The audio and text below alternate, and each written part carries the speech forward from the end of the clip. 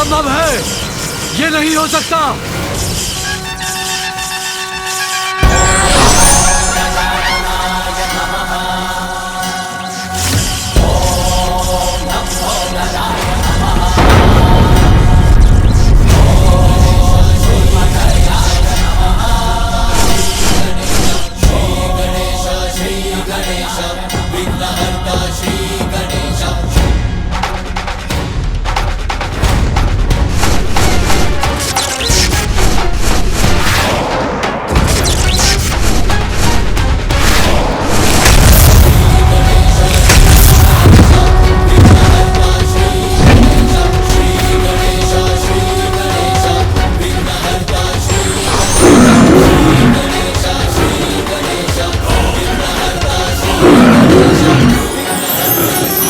वक्रतुंड महाकाय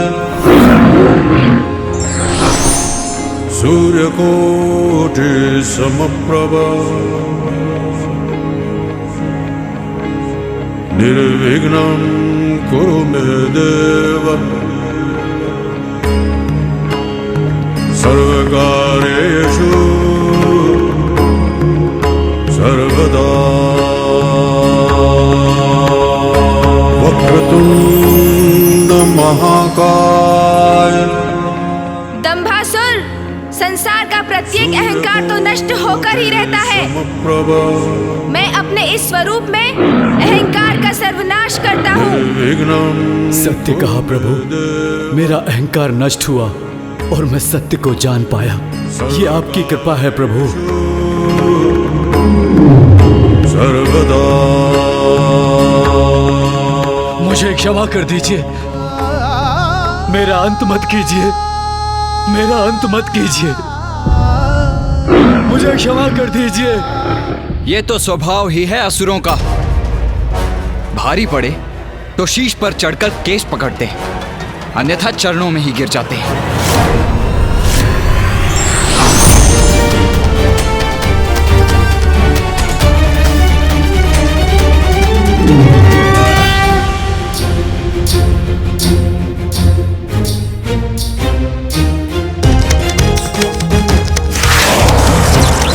देवताओं द्वारा उत्सर्जित शक्ति अब भी कैलाश की ओर बढ़ रही है। उसे किसी प्रकार से नष्ट करना होगा हमें।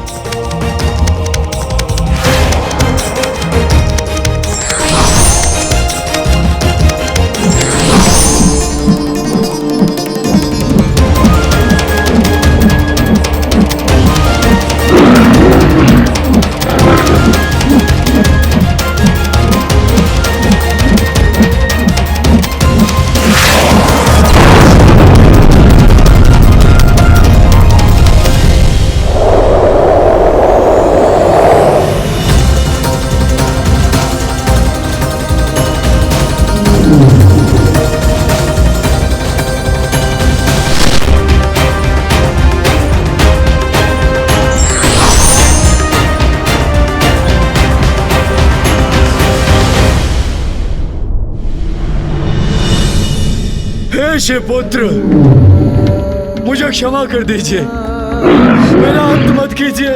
तुम्हारा अंत करने के एक नहीं कई कारण है दंभासुर, स्मरण करो।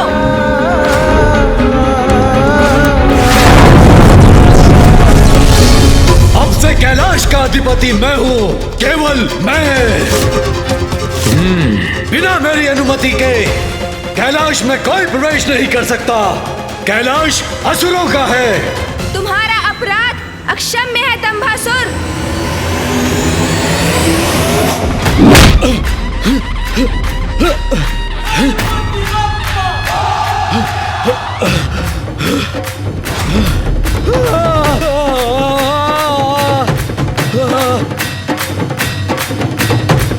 मानसरोवर का जल ही तुम्हारे पापों का अंत कर सकता है दंभासुर।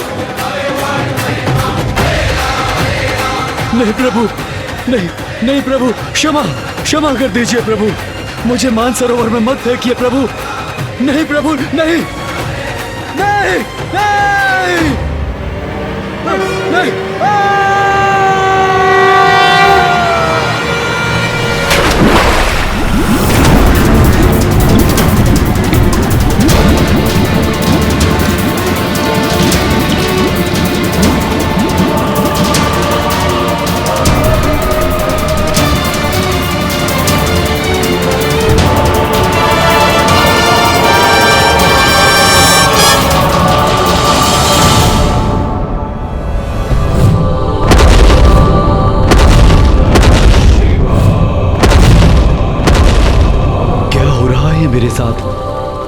कैसी अद्भुत अनुभूति हो रही है। ध्याये नित्यं महेशं रजतगिरिनिभं चारुचन्द्रावसन्तं पद्मासीनं समन्तात् स्तुतममरगणैर्व्याघ्रकृतिं वसानं विश्वाद्यं विश्वबीजं निखिलभयहरं पञ्चवक्त्रं त्रिनेत्रम्।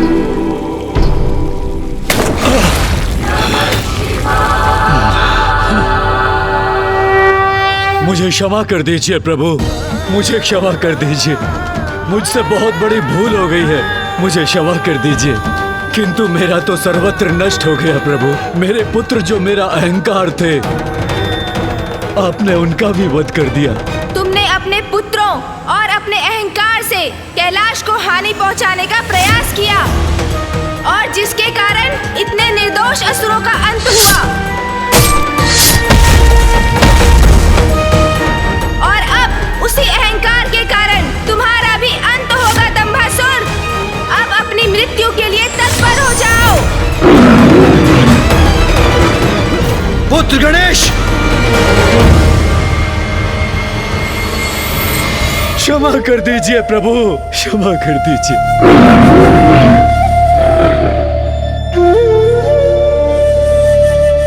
उसे क्षमा कर दो पुत्र गणेश। दंभासुर के पुत्रों के साथ तुमने उसके अहंकार का नाश किया। यदि तुम उसका वध कर दोगे तो इसे अपनी भूल का पश्चाताप करने का अवसर नहीं मिलेगा। उसे क्षमा कर दो पुत्र। हाँ प्रभु, मुझसे बहुत बड़ी भूल हो गई है, मुझे क्षमा कर दीजिए। प्रभु, आपने अपने वक्रतुंड रूप के दर्शन देकर मुझे कृतार्थ किया। मेरे सारे विकार हर लिए हैं आपने। मेरे सबसे बड़े पाप अहंकार से मुझे मुक्ति दी। अब एक कृपा और कर दीजिए प्रभु, मेरे सारे अपराधों को क्षमा कर मुझे सन्मार्ग पर चलने का अवसर दीजिए।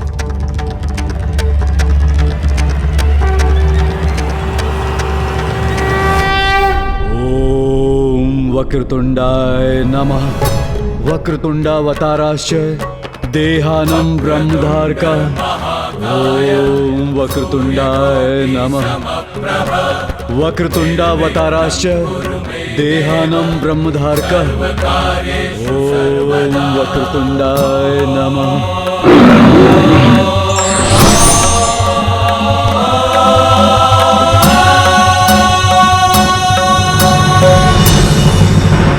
मेरा ये वक्रतुंड स्वरूप अहंकार को नष्ट करने के लिए है, किंतु जो अपनी भूल स्वीकार कर सुधरने की चेष्टा करेगा, मैं उसे उसका अवसर भी अवश्य दूंगा। ये तुम्हारा सौभाग्य है कि तुम कभी महादेव के आसन पर स्थित नहीं हुए, अपितु सदैव उनके चरणों में आसन ग्रहण किया और मेरी स्तुति गाकर तुमने मुझे प्रसन्न किया। अन्यथा तुम्हें क्षमा करना असंभव हो जाता। जाओ दंभासुर, अपने इस अवसर का उचित प्रयोग करो। सत्कर्म करते हुए अहंकार रहित जीवन व्यतीत करो। मैं धन्य हो गया प्रभु, मैं धन्य हो गया। आपको कोटि कोटि प्रणाम प्रभु।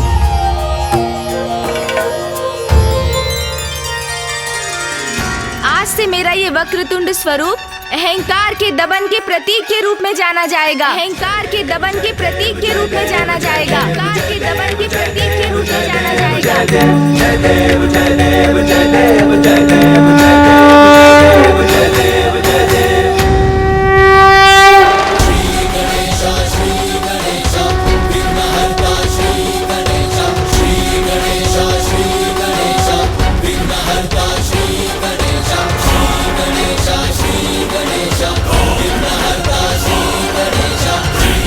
वास्तविकता में अहंकार व्यक्ति का सबसे बड़ा शत्रु है, जो अवसर पाते ही प्रबल होकर भिन्न भिन्न रूप लेकर हमें अपने वश में कर लेता है।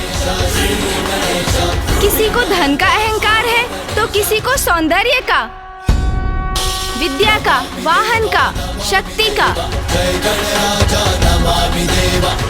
और किसी किसी को तो भक्ति का भी अहंकार हो जाता है। कारण जो भी हो, अहंकार तो सदैव पतन की ओर ही ले जाता है। इसलिए हमें अहंकार को कभी अपने भीतर नहीं आने देना चाहिए। और स्मरण रहे, जो स्वयं को ईश्वर के कार्यों का साधन मात्र समझकर अपने कर्म करता है, उसे अहंकार कभी स्पर्श भी नहीं कर सकता।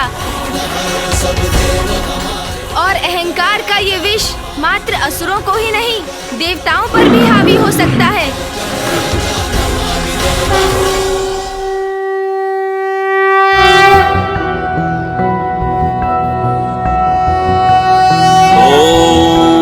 वक्रतुंड महाकाय सूर्यकोटि समप्रभ निर्विघ्नं कुरु मे देव सर्वकार्येषु सर्वदा।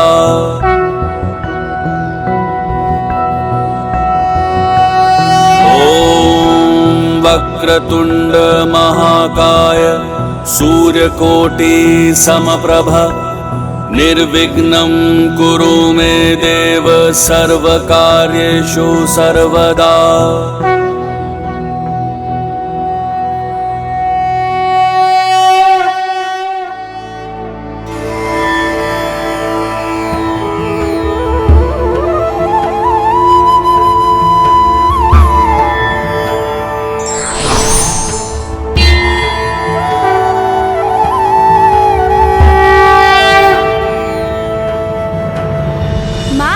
पिताश्री, आपके आशीर्वाद और माँ महामाया के मार्गदर्शन के कारण ही मैं और भैया कैलाश को पुनः सुरक्षित करने में सफल हुए। हाँ पुत्र गणेश, पुत्र कार्तिकेय, मुझे तुम दोनों पर तनिक भी संदेह नहीं था। क्योंकि जो धर्म के सहायक बनकर सत्कर्म करते हैं, अधर्म उनके मार्ग में बाधा अवश्य बन सकता है, किंतु उन्हें रोक नहीं सकता। महादेव, देवी पार्वती, अब हमें आज्ञा दीजिए।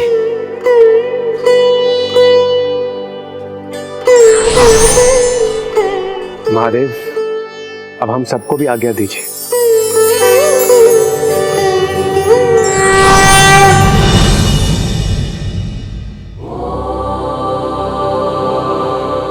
मेरा कैलाश, मेरा भवन, इतने समय से जिस सुख की मैं प्रतीक्षा कर रही थी, वो मुझे आज प्राप्त होगा जब मैं यहाँ प्रवेश करूंगी। रुकिए माँ, रुकिए। अब गणेश क्यों रोक रहा है मुझे? माँ, इन असुरों ने जो बाधा उत्पन्न की, कदाचित उसके कारण आप ये भी भूल गयी कि आप पिताश्री से पुनर्विवाह करने के बाद कैलाश लौटी हैं। हाँ माँ, और नवविवाहिता तो विधि अनुसार ही गृह में प्रवेश कर सकती है ना।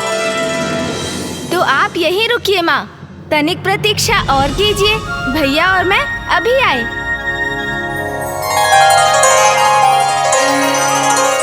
ये क्या हुआ स्वामी? कहाँ चले गए ये दोनों? तुम्हारे पुत्र हैं उमा, दोनों एक साथ गए हैं तो कुछ ना कुछ कोलाहल तो अवश्य होगा। माँ, पिताश्री, आप दोनों का स्वागत है।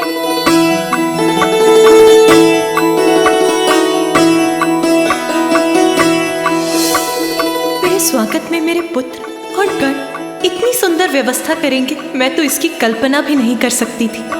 आइए माँ, अब आगे बढ़िए। चलिए पिताश्री।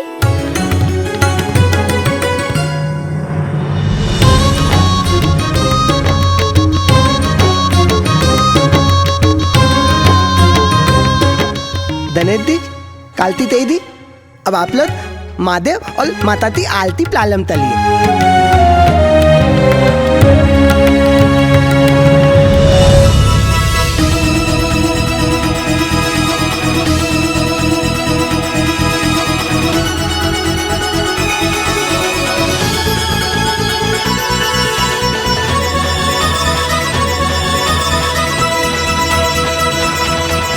माँ, अब अपना दाहिना पांव बढ़ाकर इस कलश को एक मंद ठोकर से उलट दीजिए, फिर अपना पाँव भीतर रखिए। अच्छा पुत्र गणेश, तुम तो सभी विधि विधान में बहुत निपुण हो गए हो। इसका श्रेय तो मामी जी और बुआ जी को जाता है माँ। उन्होंने ही मुझे सब कुछ विस्तार से समझाया है। माता,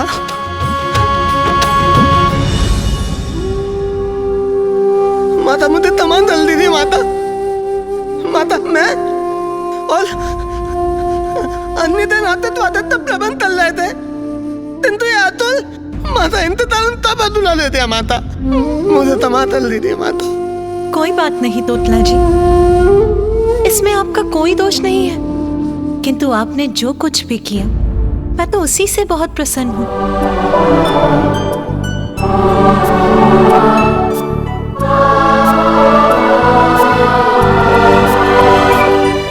आइए माँ, आइए पिताश्री।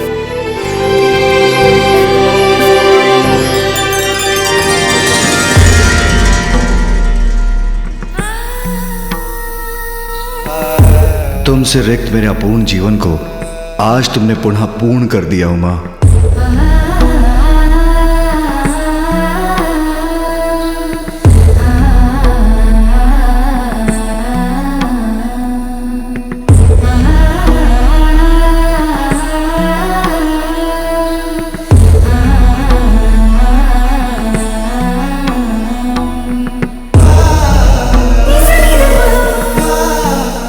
कैलाश लौटकर मुझे इतना आत्मिक सुख मिल रहा है, ऐसा प्रतीत हो रहा है जैसे यहाँ का कण कण मुझे स्नेह से निभा रहा है।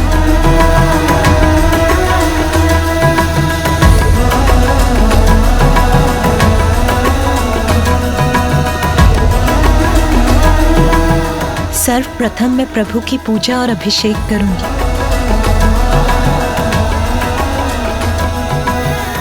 तुमने कैलाश लौटकर मेरे जीवन को पुनः आनंद से परिपूर्ण कर दिया है उमा। नाथ, आनंदित तो मैं हूँ। अब मेरे समस्त कष्ट दूर हुए, पुनः सुखों से भर गया मेरा जीवन। माँ के लौट आने से, हमारे संपूर्ण परिवार के कैलाश में एकत्रित होने से मेरा हृदय तृप्त हो गया। सत्य है, अंत भला तो सब भला।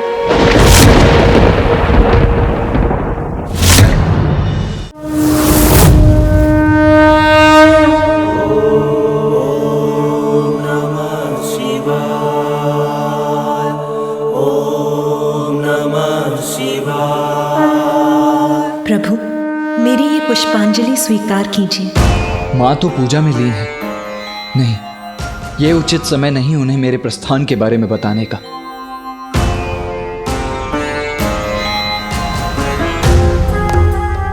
पूर्व में जब माँ से कहा था तो वो क्रुद्ध हो गई थी। अब कैसे उनके समक्ष अपनी बात रखूं मैं? पुत्र कार्तिकेय, माँ मैं ये कहना चाह रहा था। ये देखो, इसे यहाँ किसने रखा? इसे तो यहाँ होना चाहिए था। अरे अरे माँ, ये आप क्या कर रही हैं? मैं हूँ ना। ओह, माँ का मन तो अभी भी सामान्य नहीं। कैसे कहूँ उनसे, कहीं वो क्रुद्ध न हो जाएं। लीजिए माँ, उचित है ना? अब उचित तो कुछ भी नहीं है पुत्र। इस कक्ष की अवस्था तो देखो, यहाँ तो सभी कुछ अस्त व्यस्त है। मुझे ज्ञात है पुत्र, मेरी अनुपस्थिति में नंदी और गण सब कुछ व्यवस्थित रखने का प्रयास कर रहे थे, किंतु कोई बात नहीं, अब मैं आ गई हूँ ना, अब मैं सब व्यवस्थित कर दूंगी। हाँ माँ, और इसमें मैं आपकी सहायता करूँगा। और भैया भी है ना? भैया, आप भी माँ का हाथ बटाएंगे ना? हाँ गणेश, किंतु माँ वो शुभ कार्य में विलंब क्यों? मुझे अभी प्रारंभ करना चाहिए।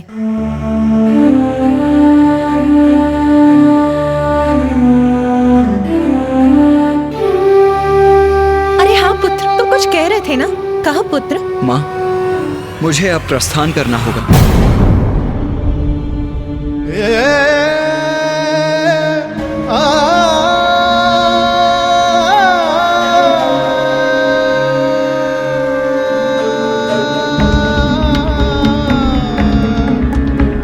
इतनी शीघ्र पुत्र?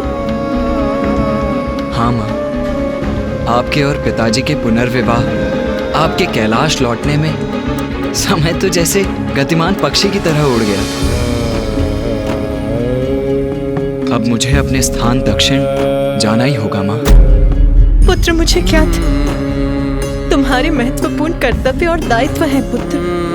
किंतु पुत्र, अभी तो मुझे तुम्हारे साथ समय बिताने का अवसर ही प्राप्त नहीं हो। बस कुछ और दिवस रुक जाओ पुत्र, कुछ और दिवस। हाँ भैया, मुझे भी आपके साथ क्रीड़ा करने का समय ही कहाँ मिला। कुछ दिवस और रुक जाइए ना। माँ, आपको तो ज्ञात है ना, पिताश्री नियमों का उल्लंघन कदापि स्वीकार नहीं करेंगे और मुझे भी दक्षिण जाकर अपने कर्तव्य का पालन करना है माँ।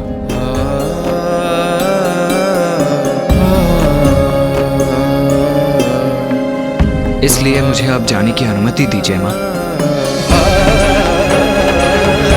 प्रणाम माँ। तुम्हारा जाना हमें दुखी अवश्य करेगा पुत्र, किंतु तुम्हारी माँ को तुम पर गर्व है पुत्र।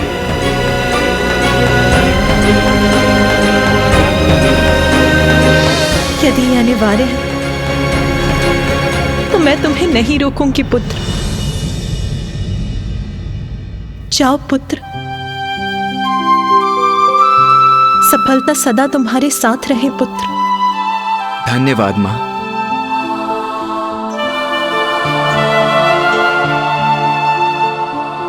भैया भैया, कुछ दिवस रुकिए ना, बहुत आनंद आएगा।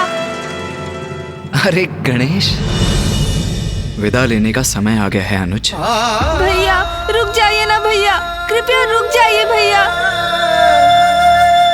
माँ हूँ, इसीलिए तुम्हारे प्रस्थान का सुनकर हृदय व्याकुल होता, किंतु तुम्हारी कर्तव्य निष्ठा पर गर्व है मुझे पुत्र। अपना माँ और पिताश्री का ध्यान रखना। भैया। पुत्र कार्तिकेय,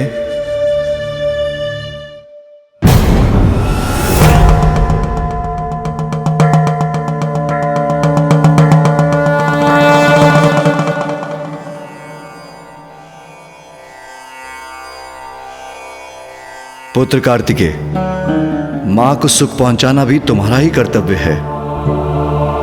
वो चाहती हैं तो कुछ और दिवस यहां रुक जाओ।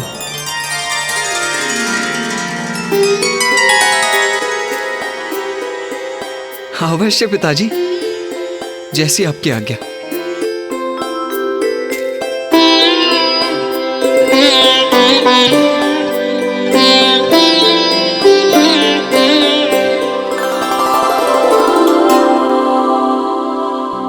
अब मेरा पूर्ण परिवार प्रसन्न है, कोई उलझन शेष नहीं, तो मैं निश्चित होकर ध्यान कर सकता हूं।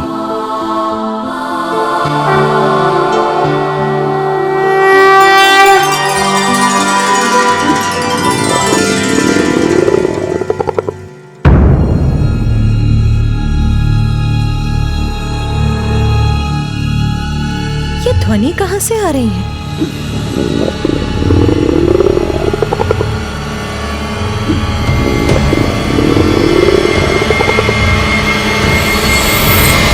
तो गणेश से आ रही है ये ध्वनि।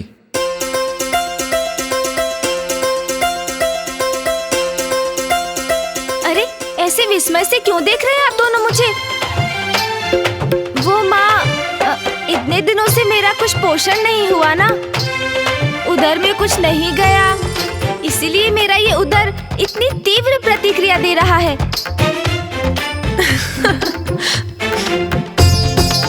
चिंता मत करो पुत्र, अब मैं आ गई हूँ ना, अब मैं तुम्हें तुम्हारे सभी प्रिय व्यंजन अपने हाथों से बनाकर खिलाऊंगी। माँ के हाथ से व्यंजन, उसकी तो कल्पना से ही मेरे मुख में पानी आ गया। उचित है माँ, उचित है, सर्वथा उचित है।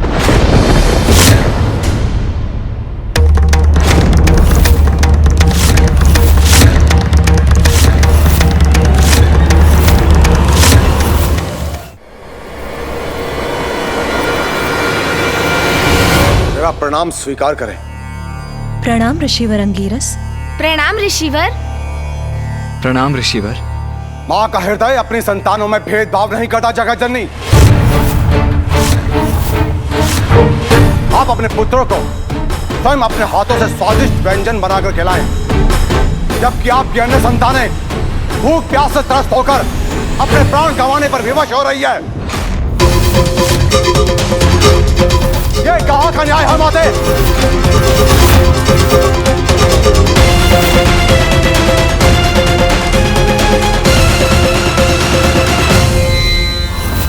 ऋषि अंगीरस, ये आप क्या कह रहे हैं? उचित ही तो कह रहा हूं माता। जब भगवान ही भक्त की गुहार ना सुने तो विवश होकर भक्त को भगवान के निकट आना ही पड़ता है। ऋषि अंगीरस, आप जो कह रहे हैं मैं समझ नहीं पा रही। आप बहुत लंबी यात्रा से आए, तनिक विश्राम कर जलपान ग्रहण करिए, फिर आपको जो भी कहना है विस्तार से कहिएगा। माता, मैं अपने कठोर वचनों के लिए क्षमा चाहता हूं। विश्राम का अवकाश नहीं है मेरे पास। जलपान नहीं करूंगा मैं। भोजन का निवाला कैसे अपने मुख में रख सकता हूं माता, जबकि दक्षिण में मेरे बंधु बांधव घोर कष्ट में है। दक्षिण में ऋषिवर? क्या हुआ है वहां?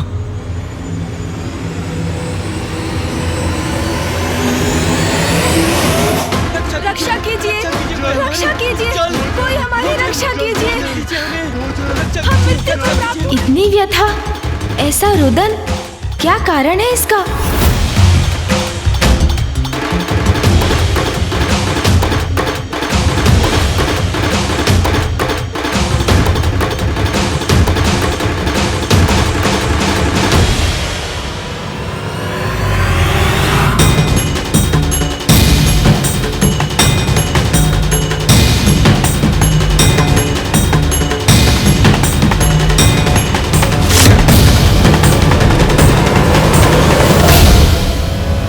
हे महादेव, पानी पानी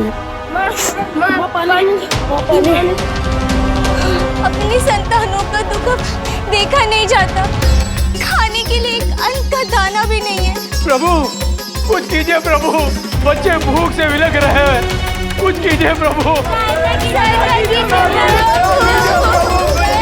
पानी प्रभु, पानी।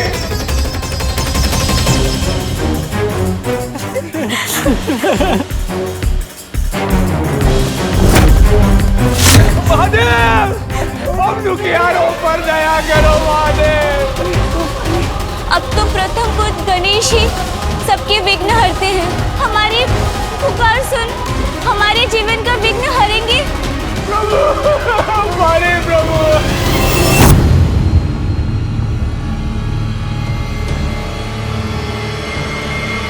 वहां तो भीषण अकाल पड़ा है।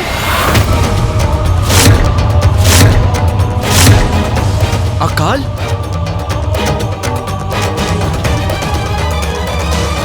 असंख्य निर्दोष जीवन इस भयंकर अकाल की भेंट चढ़ चुके हैं गणेश जी। वो जो शेष रह गए हैं उन्हीं के लिए मैं यहाँ पर आया हूँ। महादेव ने माँ गंगा को अपनी जटाओं से मुक्त किया था। अब तो वही एक आस है कि वो मेरी गुहार सुन ले और पुनः माँ गंगा को अकाल से पीड़ित धरती पर प्रभावित होने की अनुमति दे। कदाचित ये उचित समाधान नहीं है ऋषिवर। माँ गंगा के प्रचंड वेग से तो और विनाश हो सकता है। गणेश, वर्षा करवाने का दायित्व तो देवराज इंद्र का है ना? तो तुम उन्हें बुलाकर क्यों नहीं पूछ लेते कि वो वहां वर्षा क्यों नहीं करवा रहे हैं? हाँ पुत्र गणेश, यही उचित रहेगा। ऋषिवर, आप निश्चिंत रहिए, मैं इस समस्या का समाधान शीघ्र ढूंढूंगा। और जो जीवन अकाल से त्रस्त हैं, वो जब तक भोजन नहीं पाते तब तक मैं भी भोजन का एक निवाला भी ग्रहण नहीं करूंगा। ये मेरा प्रण है, ये मेरा प्रण है, ये मेरा प्रण है।